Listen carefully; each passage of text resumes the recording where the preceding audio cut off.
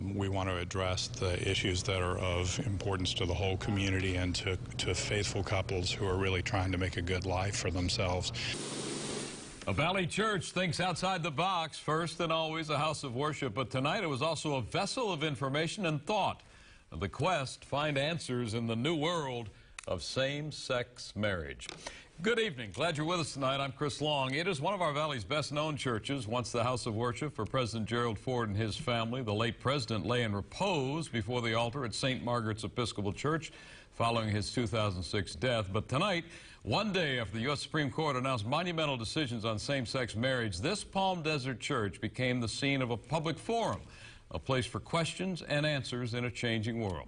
CBS Local 2's Laura Yanes is at St. Margaret's for us tonight. Interesting role for church leadership to take, Laura. How did it go?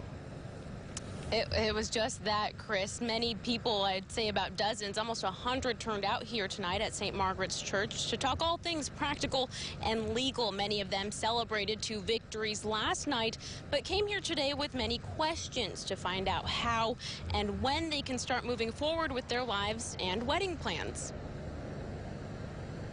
Well, we've been together 33 years. We've been married almost 5 years. After the Supreme Court overturned Prop 8 and shot down the Defense of Marriage Act, married couples and other same-sex ones looking to say I do gathered at St. Margaret's Episcopal Church in search of answers. Perhaps learn a little bit more in detail about what this means to us and the community.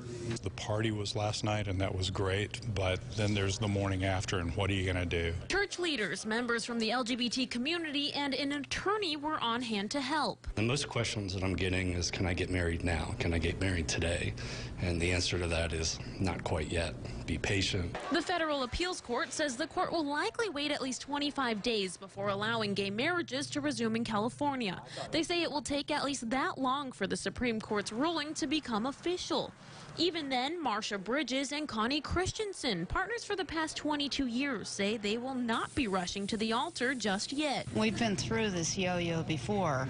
Happy, sad, happy, sad. We can do this, we can't, we can, we can't.